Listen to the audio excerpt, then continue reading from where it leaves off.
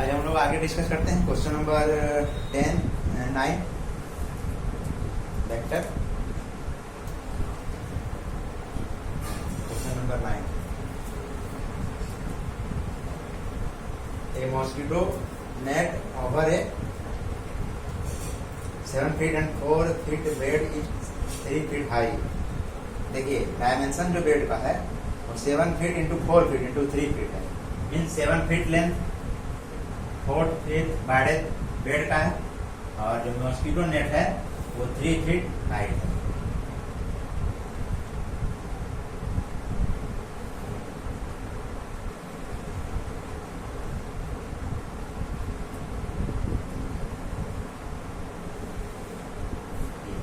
हमारा ABCD bed हो जाएगा, एबीसीडी बेड हो जाएगा, और ये मॉस्किटो का टॉप कॉर्नर है, ECD EF GH, ABCD is bed, ABCD is bed, ABCD हमारा बेड है।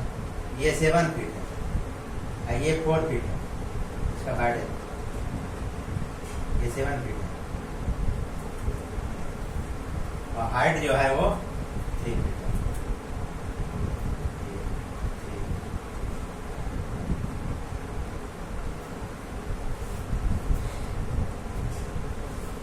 It flies and sits at the diagonally opposite upper corner of the net. Find the magnitude of displacement of the mosquito.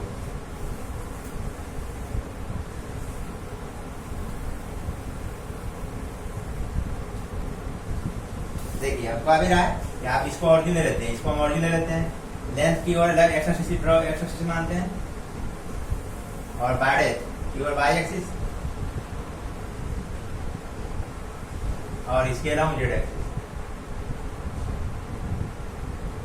देखिए यहाँ से starting किया origin से, ये length की ओर 7 feet गया, ये बाडेड की ओर, ये बाडेड की ओर यहाँ जाएगा, फिर हाइट की ओर यहाँ जाएगा, अपोजिट कॉर्नर ये हो जाएगा, opposite corner, opposite corner, corner of origin is vertex H. अब देखिए displacement vector equal, displacement vector equal to OH vector, OH vector equal to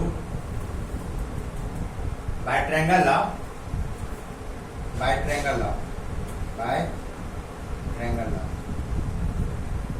triangle law क्या हो जाएगा, OCH in triangle OCH, OC vector plus CH vector equal to OH vector, tail head plus tail head equal to tail tail head head. Triangle of verified है, OC vector plus CH vector equal to OH vector. Similarly अब देखिए OBC triangle, OC vector equal to OB vector plus BC vector. यहां से हम लोग क्या निकालेंगे, OH vector equal to D equal to OH vector equal to, देखिए OC की जगह पर ये रख देंगे, हमारा क्या आ जाएगा, OB vector plus BC vector plus CH vector. अब देखिए D vector equal to OB vector, OB vector equal to OB vector का magnitude into unit vector direction of OB vector. OB vector is along x axis, unit vector along x axis i cap, तो unit vector 7 feet 7 i cap हो जाएगा ये,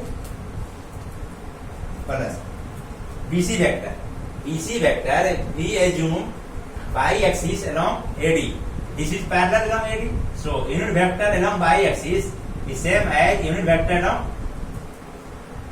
BC, unit vector along BC is j cap, और magnitude of BC बाडेड 4 feet 4 j cap plus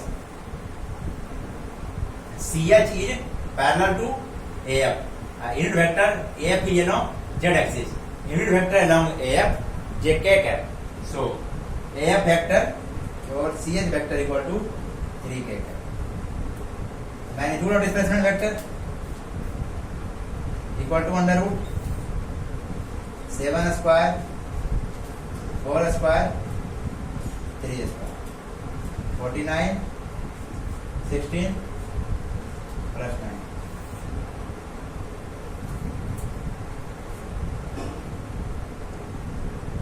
√74 इतना feet. Displacement vector का magnitude कितना हो जाएगा? √74 फीट। और डिस्प्लेसमेंट वेक्टर कैसे क्या होगा? ये। ठीक है, no doubt.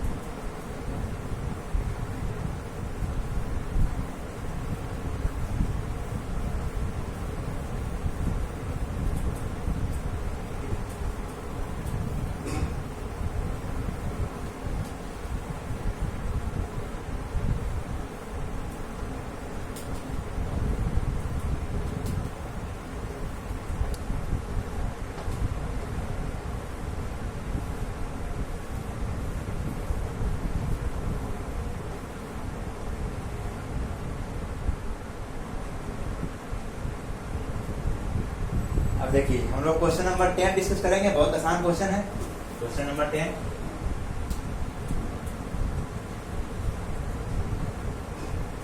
Question number 10, A vector is vector of magnitude 4.5 meter due 4.5 unit due north. What is the vector 3A vector? देखिए north, east west, north south।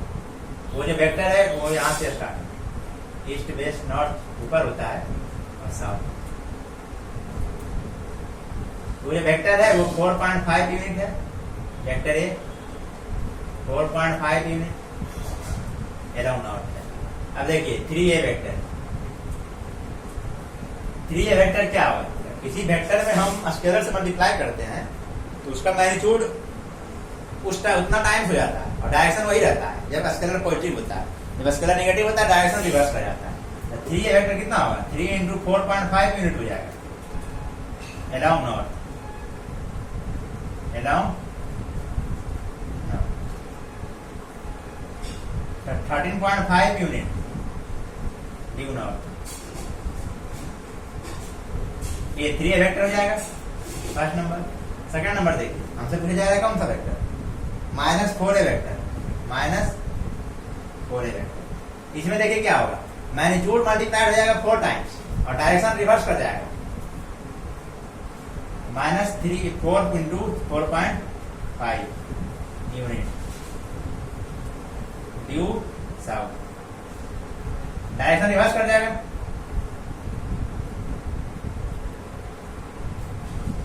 ठीक है, डायरेक्शन ये वेक्टर ए ड्यू नॉर्थ है तो minus vector क्या आ जाएगा? Due south. अब मैग्नीट्यूड कितना आ जाएगा? 4 टाइम्स हो जाएगा। यहाँ माइनस से मल्टीप्लाई नहीं करेंगे, मैग्नीट्यूड हमेशा पॉजिटिव होता है। 18 unit due south.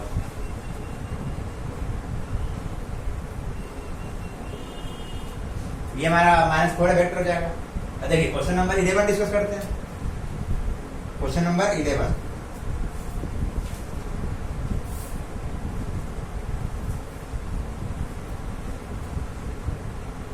To vector, vector A vector B है।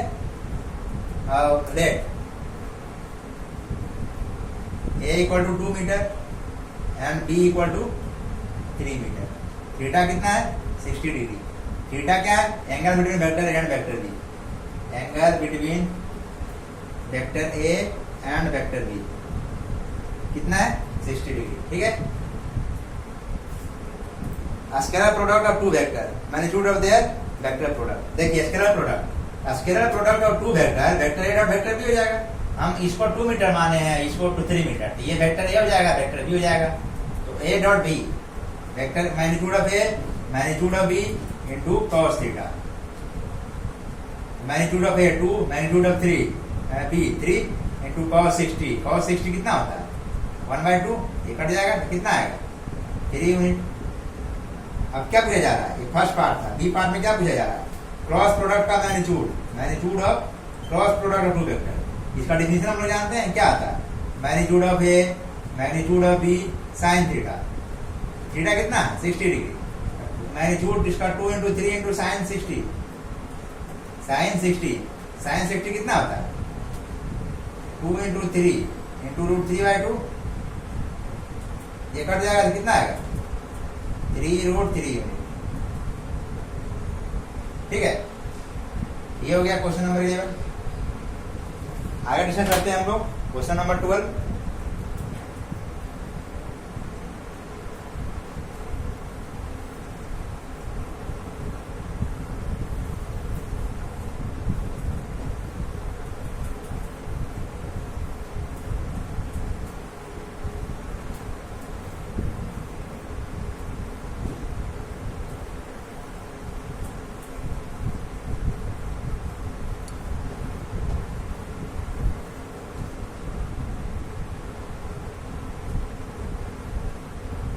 क्वेश्चन नंबर 12 के बारे में डिस्कस करते हैं। क्वेश्चन नंबर 19 तक जो है वो वेक्टर का है, फिर आगे हम लोग पढ़ेंगे।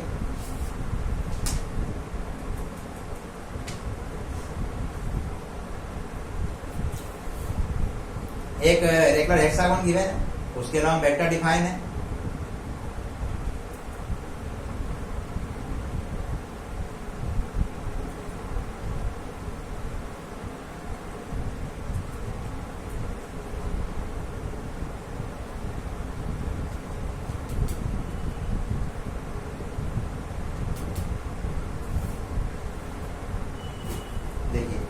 एक रेगुलर हेक्सागोन है,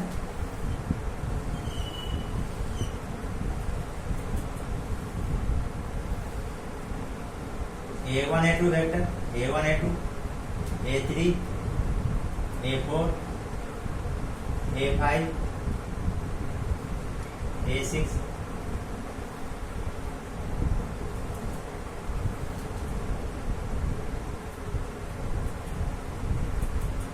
A6। इसके अलावा एक्स एक्सिस एज्यूम किया गया, एक्स एक्सिस, और इसके अलावा वाई एक्सिस एज्यूम किया गया, वाई एक्सिस। अब देखिए ये रिप्रेजेंट कर रहा है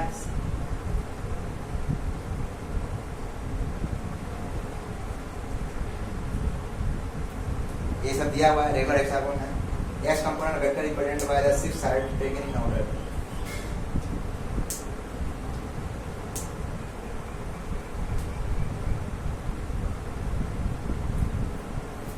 पहले देखिए let side of regular hexagon, side of regular hexagon ये यूनिट। ठीक है, A1 A2 vector, A1 A2 vector जो हो जाएगा वो क्या हो जाएगा, A यूनिट है और डायरेक्शन इसका किधर है, एक्स एक्सिस के अलावा है, एक्स एक्सिस के अलावा यूनिट वेक्टर क्या आता है आई कैप, A1 A2 इस एक्स एक्सिस के अलावा है तो magnitude into unit vector A I cap हो जाएगा। अब देखिए ये वेक्टर ये कितना एंगल होता है 120 होता है, रेगुलर हेक्सागोन इस वजह से ये 60 हो जाएगा। तो A2 A3 वेक्टर जो होगा A2 A3 vector equal to A cos 60 A cos 60 into I cap plus A sin 60 into J cap. इसमें से कैसे लिख सकते हैं A cos 0 into I cap plus A sin 0 into J cap. cos 0 1 होता है तो ये आ जाएगा, sin 0 0 होता है तो ये 0 हो जाएगा। तो उतना ही बात है, इसको हम सिर्फ एक अलग तरीका से लिखना जा रहे हैं। cos 60 1/2 हो जाएगा, A/2 आएगा प्लस sin 60 √3/2 हो जाएगा तो √3A/2 जे कैप हो जाएगा। ठीक है, अब बात करते हैं कि साइज वेक्टर का। देखिए ये 120 है, ये 60 होगा, ये 60 ये 60 ये कितना आ जाएगा 60। पॉजिटिव एक्स एक्सिस से एंटी क्लॉकवाइज डायरेक्शन में कितना बना रहा है 120। वहां पर जो हम लेते हैं कोई वेक्टर को लिखते हैं, vector A equal to A cos theta I cap plus A sin theta J cap. यहाँ पर जब थीटा यूज करते हैं, theta is angle made by positive x axis, made by positive x axis, ठीक है। Theta is angle made by positive x axis, तो theta is angle made by positive x axis 120 degree है। A3 A4 vector, A3 A4 vector equal to क्या जाएगा, magnitude तो पता हमको, A है A cos 120 I cap plus A sin 120 J cap. तो देखिए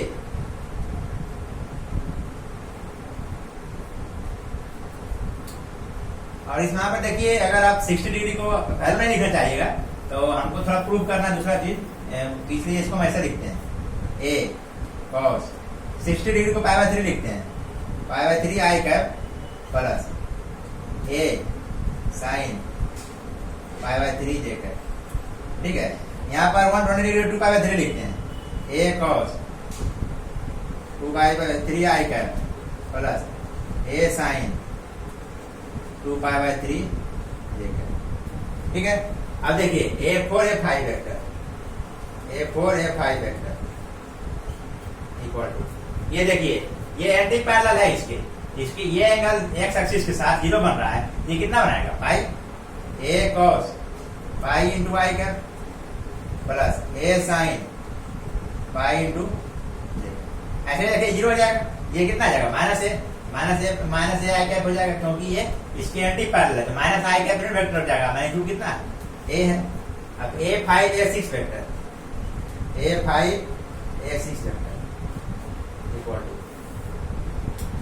A5 A6 vector equal to, ये कितना का बना रहा है, एक्स एक्सिस से एंटी क्लॉकवाइज डायरेक्शन में, ये वेक्टर को आप यहां लाइएगा A5 A6, मान सपोज आप इसको यहां पैरेलल कर दिए, ये कितना का बना रहा है, पॉजिटिव एक्स एक्सिस से एंटी क्लॉकवाइज, यहाँ पे टेल है यहाँ पे हेड है, यहाँ से कितना बनाएगा, ये तो 60 हो गया, यहाँ से यहाँ 60 है, ये भी 60 हो गया, लेकिन ये जो होगा पूरा एंगल ये कितना होगा पाई प्लस पाई बाय 3, 60 को पाई बाय 3 लिखते हैं, पाई by 3 radian, pi plus pi by 3 कितना होगा 4 pi by 3 radian. X axis से एंटी क्लॉकवाइज डायरेक्शन में कितना बना रहा है 4 पाई बाय 3 रेडियन, इसको क्या लिखेंगे A cos 4 pi by 3 I cap plus A sin 4 pi by 3 J cap, ठीक है। ये देखिए कितना बना रहा है, ये 60 पाई बाय 3 इधर से है, तो पॉजिटिव एक्स एक्सिस कितना बनाएगा, इस वेक्टर को अगर यहाँ बढ़ा दिया आप तो ये कितना बनाएगा पाई माइनस पाई बाय 3, तो कितना हो जाएगा pi pi by 3। A6 A1 vector equal to A cos 5 pi by 3 I cap plus A sin 5 pi by 3, ये सारा वेक्टर कंपोनेंट निकाल लिए, ठीक है। अब देखिए सब वेक्टर एक ही डायरेक्शन में है, तो सबका सम 0 होगा। आप ट्रायंगल में देख सकते हैं, किसी भी पॉलीगॉन में अगर उसका साइड अलग अलग वेक्टर को रिप्रेजेंट करता है और सबका डायरेक्शन सेम लेते हैं, एक ही डायरेक्शन में मूव करते जाते हैं, तो सारा वेक्टर का सम क्या हो जाएगा 0 हो जाएगा।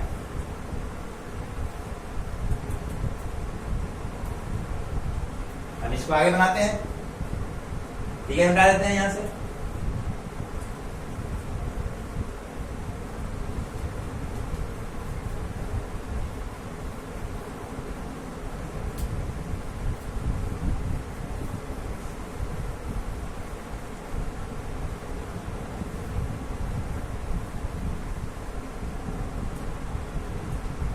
अब देखिए we know that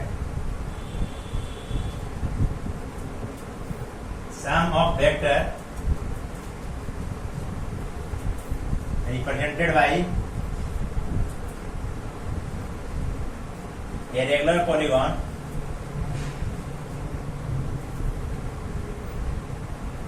polygon in same direction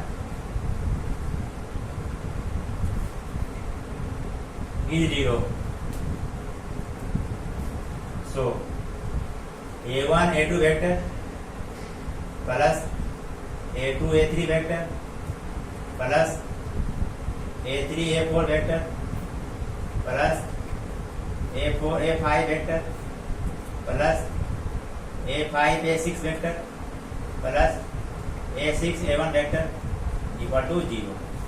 this implies, देखिए A1 A2 वेक्टर क्या था, A cos 0 I cap A sine 0 J cap, ये A है, प्लस ये वाला देखिए लिखिए A cos pi by 3 I cap plus A sine pi by 3 J cap plus, अब देखिए ये हो गया। अब ये देखिए A3 A4 A cos 2 pi by 3 I cap A sign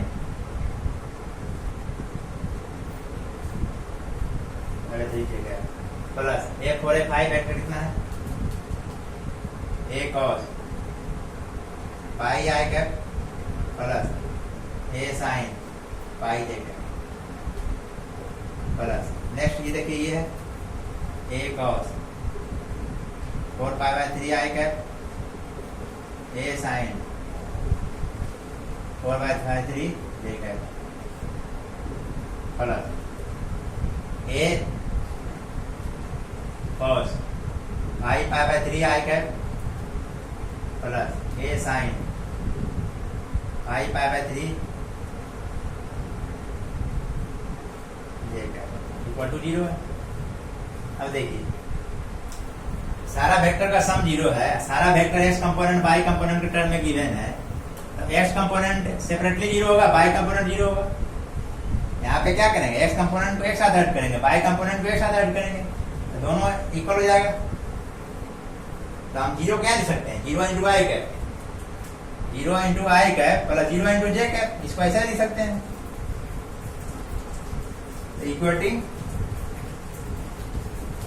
दो वेक्टर इक्वल कब होता है, उसका इस कंपोनेंट इक्वल होता है।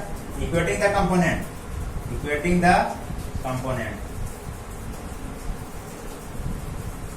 देखिए हम एक्स कंपोनेंट वाला को इक्वल करते हैं।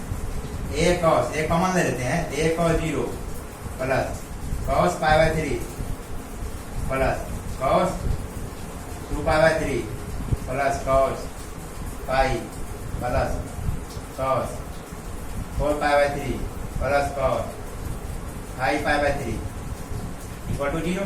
अब देखिए ये साइड का लेंथ है, तो ये 0 हो नहीं सकता, इस पे 0 होना पड़ेगा। हेंस ये a इंटू समथिंग है, a तो 0 हो नहीं सकता क्योंकि साइड का लेंथ है, साइड का स्पेसिफिक लेंथ होगा, ये 0 नहीं होगा, तो ये होगा 0। Hence cos 0 plus cos pi by 3 plus cos 2 pi by 3 plus cos pi plus cos 4 pi by 3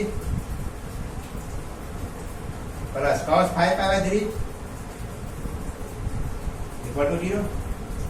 ठीक है, ये प्रूव हो गया।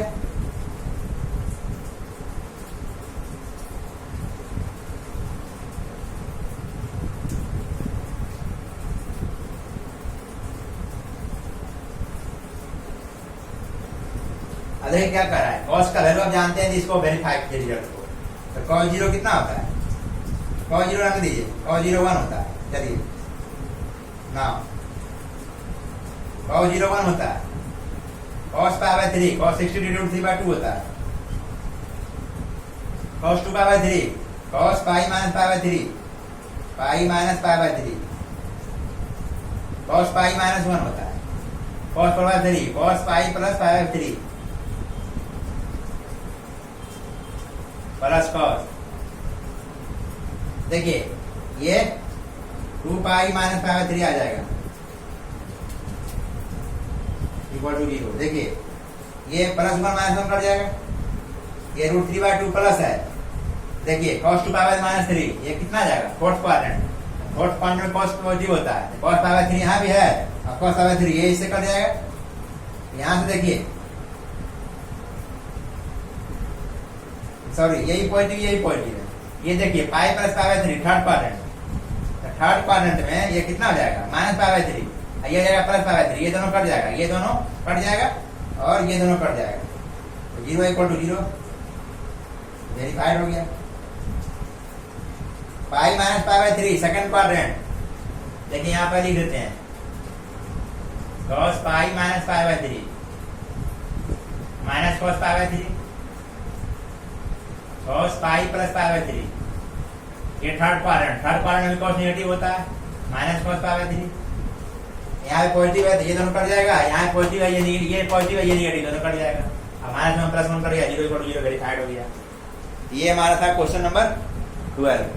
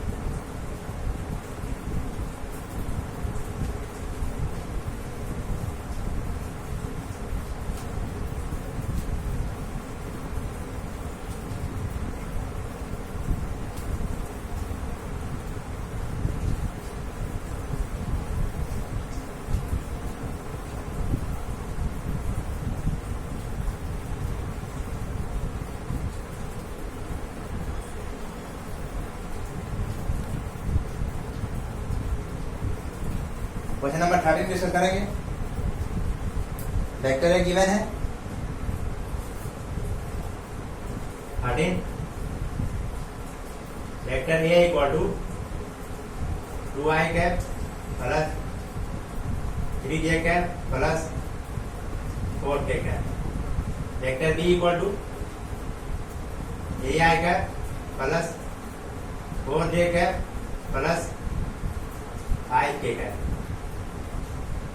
देखिए हम जब भी दो वेक्टर के बीच एंगल निकालना हो और एंगल हम वेक्टर हमको कंपोनेंट बाई में दिया हो तो हम डॉट प्रोडक्ट का यूज करेंगे। Vector A dot vector B क्या हो जाएगा, ax bx plus a Y B Y plus a Z B Z. a dot B निकाल लीजिए और a डॉट बी क्या आ जाएगा, वेक्टर a का मैग्नीट्यूड वेक्टर b का magnitude cos theta. ax bx 2 into 3 6, 3 into 4 12, 5 into 4 20, vector A का magnitude under root of 2 square plus 3 square plus 4 square into vector B का magnitude 3 square plus 4 square plus 5 square into cos theta equal to 38। अब देखिए ये कितना आ जाएगा, under root 29, ये कितना हो जाएगा 50 into cos theta equal to 38, cos theta equal to 38 by under root 29 under root 50, theta equal to cos inverse 38 by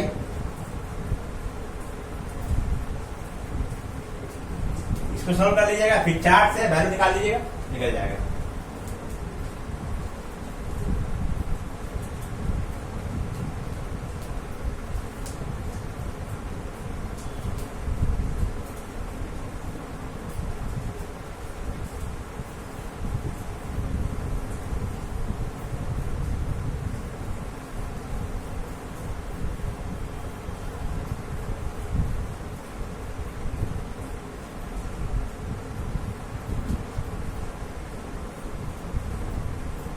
अब देखिए बात करेंगे क्वेश्चन नंबर 14 का। a dot a cross b equal to 0 prove करना। 14 we have to prove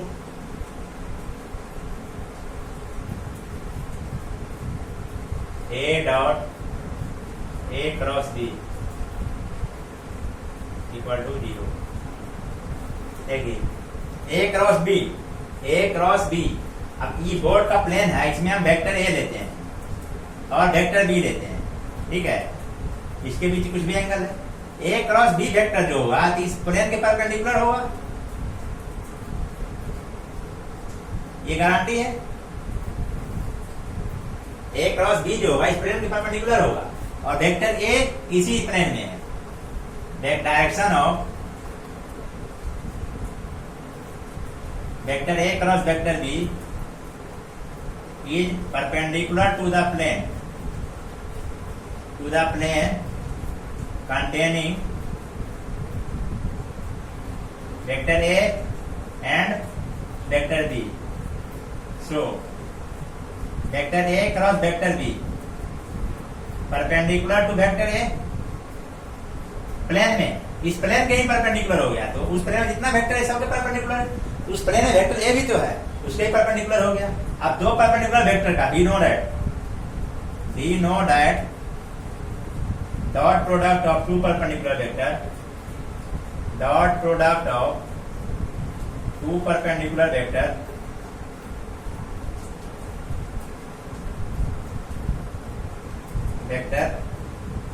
is zero।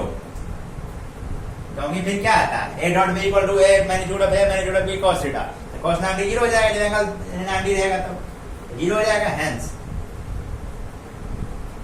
Vector A dot vector A cross vector B equal to zero, ठीक है।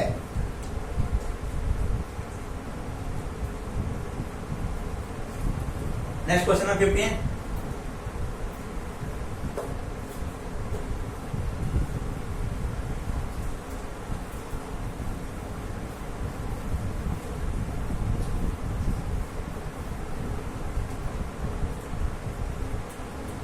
Question number 15 देखिए, vector A given है, vector B given है, हमको cross product निकालना है।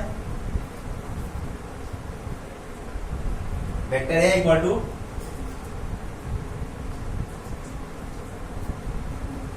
To I cap plus 3j cap plus 4k cap. Vector B equal to 4i cap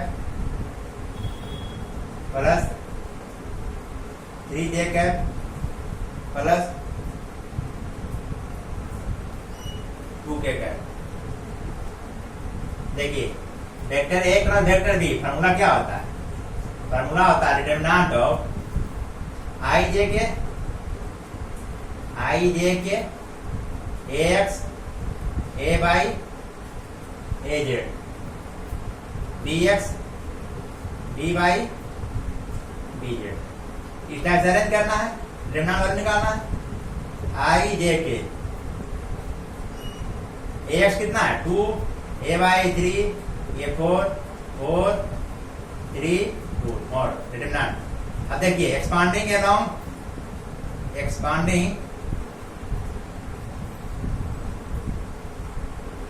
expanding the determinant along first row equal to, देखिए I cap, आई जिस रो जिस column में है उसको इरेज कर देंगे तो क्या बचेगा 3, 4, 3, 2। उसके बाद देखिए यहाँ पर क्या था -1 देकर कॉलम प्लस रो लिखते हैं, फर्स्ट रो फर्स्ट कॉलम में तो 1 + 1 2 हो जाएगा और प्लस -1 टू दी पावर। देखिए ये जे जो है फर्स्ट रो सेकंड कॉलम में, ये 1 + 2 हो जाएगा इंटू जे कैप। अब जिस रो और जिस कॉलम में उसको डिलीट कर दीजिए, क्या हो जाएगा 2, 4, 4 प्लस -1 टू दी पावर। देखिए के कैप, ये के कैप क्या है फर्स्ट रो और थर्ड कॉलम में 1 + 3 हो जाएगा और जिस यहाँ के कैप हो जाएगा और जिस रो और जिस कॉलम है उसको डिलीट कर दीजिए, क्या हो जाएगा 2, 4, 3, 3 2, 4, 3, 3। -1 का स्क्वायर कितना हो जाएगा +1 हो जाएगा आई कैप इंटू। अब इसको ऐसे मल्टीप्लाई करना है, माइनस देकर ये करना है 3 × 2 6 -12। ये प्लस ये पावर 3 है तो माइनस हो जाएगा तो -j cap into 2 into 2 4 minus 4 into 4 4 minus 16 ये देखिए प्लस हो जाएगा 2 इंटू 3 6 माइनस 12 6 माइनस 12 माइनस 6 आएगा प्लस 12 देकर माइनस 6 के कर ये करो देकर वेक्टर निकल गया।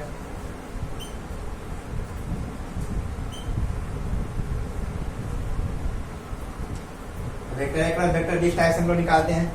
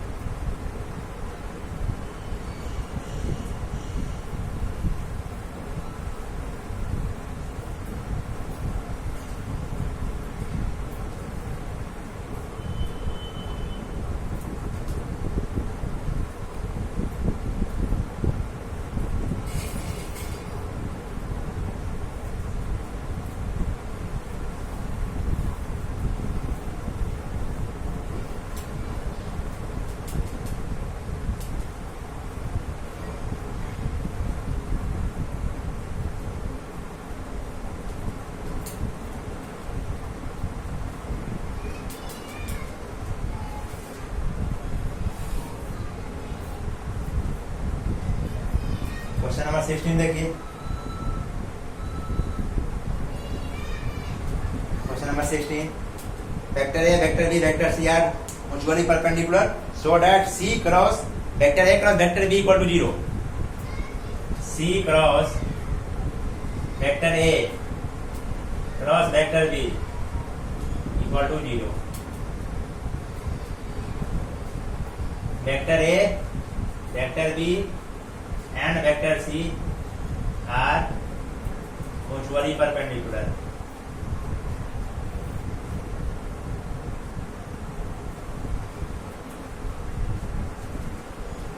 अब देखिए direction of vector A cross vector B is perpendicular to the plane containing vector A and vector B.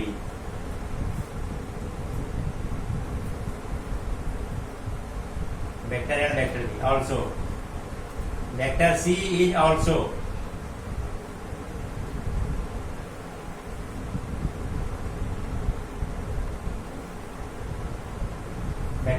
also perpendicular to vector A and vector B. Vector A and vector B. So vector C अब देखिए vector A cross vector B जिस vector में जिस plane में vector A और vector B है two vector are always two vector यहाँ perpendicular है तो प्लेनर होगा प्लेनर है तो जिस प्लेन में है उस प्लेन के परपेंडिकुलर होगा vector A cross vector B. इसका मतलब क्या है vector A cross vector B जो है वेक्टर ए कहीं परपेंडिकुलर है वेक्टर बी कहीं परपेंडिकुलर है। क्वेश्चन में गिवन है कि vector C vector A vector B दोनों के परपेंडिकुलर है सी भी वेक्टर ए वेक्टर बी के परपेंडिकुलर है और vector A cross vector B भी वेक्टर ए और वेक्टर बी के परपेंडिकुलर है। So vector C is either parallel to vector A cross vector B और anti parallel to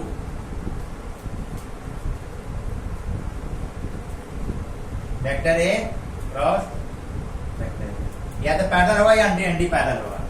Hence, theta is either 0 और पाई parallel होगा तो 0 एंटी पैरेलल होगा तो पाई। Hence, sin theta is 0 in both cases. 0 रहेगा तो भी पाई रहेगा तो भी।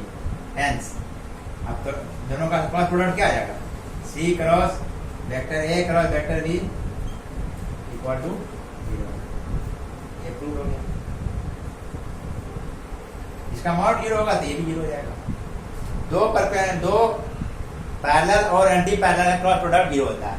यहाँ पे दिखा देगा कि पैरेलल या एंटी पैरेलल क्रॉस प्रोडक्ट 0 आएगा, यहीं गारंटी है।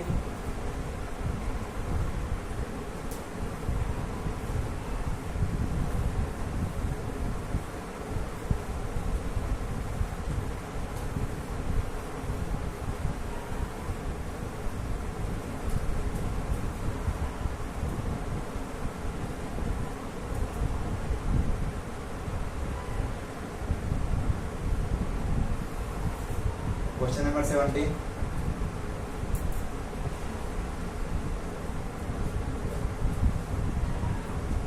देखिए, a particle moves on a straight line with a constant speed v। Particle move कर रहा है, एक स्ट्रेट लाइन गिवन है, इसी लाइन मूव कर रहा है कांस्टेंट स्पीड v से। तो ठीक है, इसका डायरेक्शन ये लाइन गिवन है। At a certain time it is at point p on its straight line path. मान लीजिए कि किसी पॉइंट p पर है, ये t टाइम पर, ये p पॉइंट पर है। o is a fix point, so that ये o कोई फिक्स पॉइंट है, o है, ये फिक्स है, so that OP cross OB is independent of position of P। OP cross vector B, vector B ये हो जाएगा, OP वेक्टर ये है, OP vector cross vector B equal to, देखिए इसका डायरेक्शन तो इस प्लेन के परपेंडिकुलर होगा, तो OP vector cross vector B into n cap is unit vector perpendicular to the plane containing OP vector and vector B। ठीक है, ये हो जाएगा। अब देखिए इसका मैग्नीट्यूड निकालते हैं। मैग्नीट्यूड कैसे निकालिएगा? OP क्रॉस वेक्टर B का magnitude equal to magnitude of OP vector, magnitude of B vector into sine theta. Theta क्या होगा? एंगल बिटवीन देम होगा। देखिए यहां से परपेंडिकुलर ड्रॉ कीजिए, ये OP है, ये OP का मोड है। आइए देखिए एंगल कितना हो जाएगा, इसको आगे बढ़ाएंगे तो ये एंगल थीटा होगा, ये एंगल थीटा होगा, यही एंगल बिटवीन टू वेक्टर जाएगा। ये थीटा है, ये भी थीटा हो जाएगा। ये OP है, ये कितना होगा? ये OP cos थीटा, ये OP sin थीटा हो जाएगा। ये OP sin थीटा। ये क्या लिखेंगे? इसको V लिख देंगे सिंपली, V का OP sin theta, OP sin theta. तो V into perpendicular distance of O from line। Line fix है तो परपेंडिकुलर डिस्टेंस फिक्स होगा। ये क्या हो गया? कांस्टेंट। ये कांस्टेंट हो गया, ये भी नहीं चेंज होने वाला है क्योंकि यही परपेंडिकुलर है इस प्लेन के, जिस प्लेन में ये है। So OP cross vector B is independent to the position of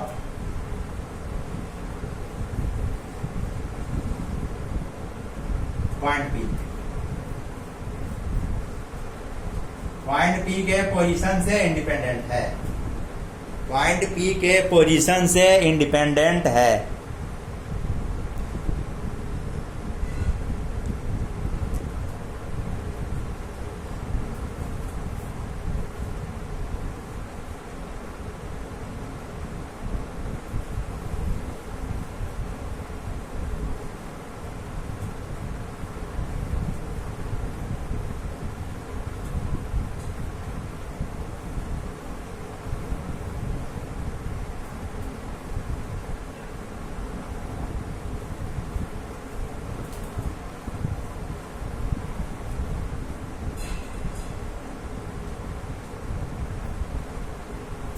question number 18।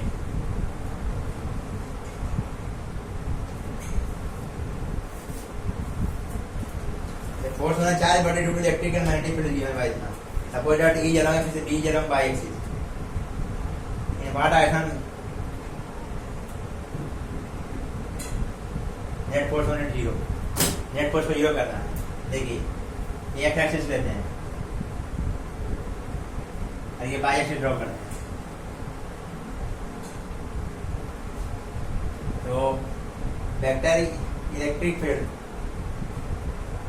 Vector E इधर है और वेक्टर B इधर है।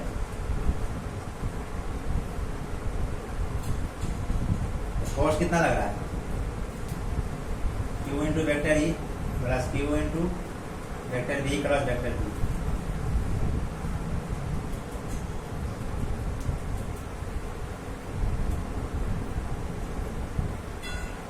तो डी का डायरेक्शन पूछ रहा है, डी का डायरेक्शन नहीं गिवन है, वो पूछ रहा है, मैग्नीट्यूड पूछ रहा है, फोर्स 0 हो जाए। देखिए इलेक्ट्रिक फील्ड का डायरेक्शन में ये Q इंटू किधर हो जाएगा, इधर इलेक्ट्रिक फील्ड का डायरेक्शन होगा, यही होगा direction of electric force, F electric force, direction of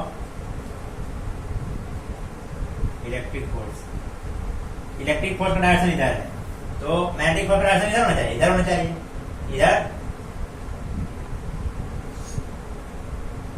magnetic force, magnetic force.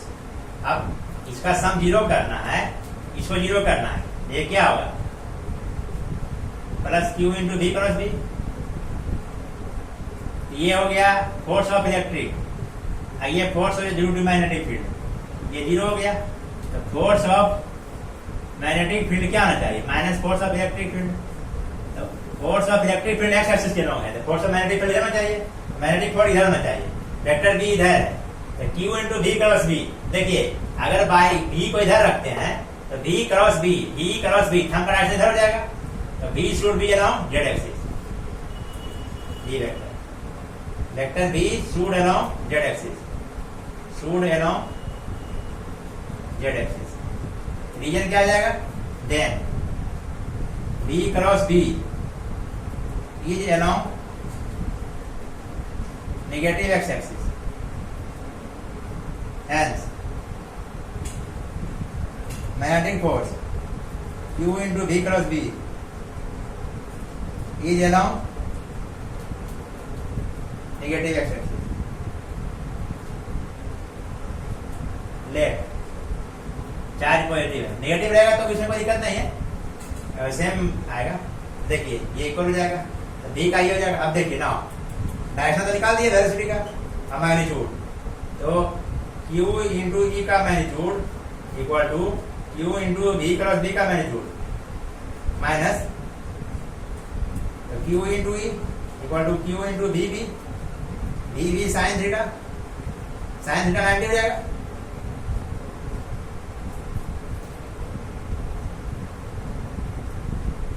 V equal to E by V sine theta,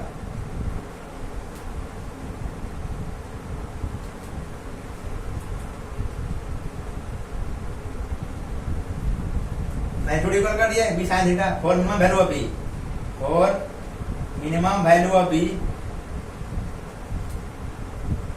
B theta should be 90, theta should be 90 degree, theta 90 degree होना चाहिए।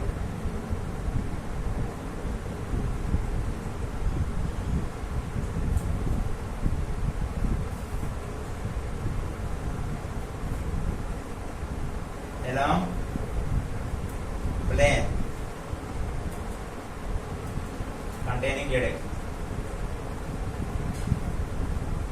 ये दे देंगे ज्यादा बेहतर रहेगा।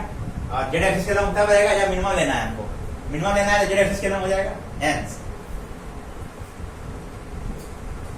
Vector V equal to V minimum equal to E by B along Z axis, along Z axis.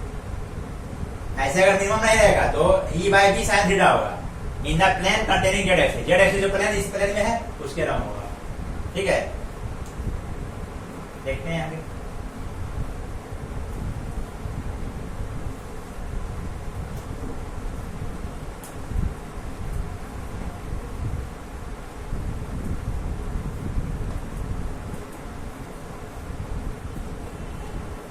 Vector का last question है, question number 19। Vector का लास्ट क्वेश्चन है, क्वेश्चन नंबर 19। उसके बाद वेक्टर खत्म हो जाएगा, फिर आगे डिस्कस करेंगे।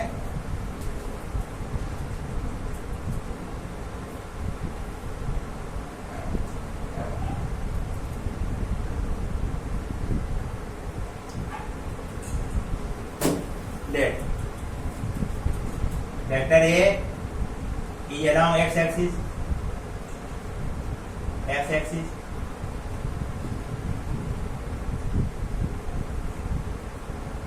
vector B along y axis, vector C along z axis। Vector A dot vector B, E0 return aunty है,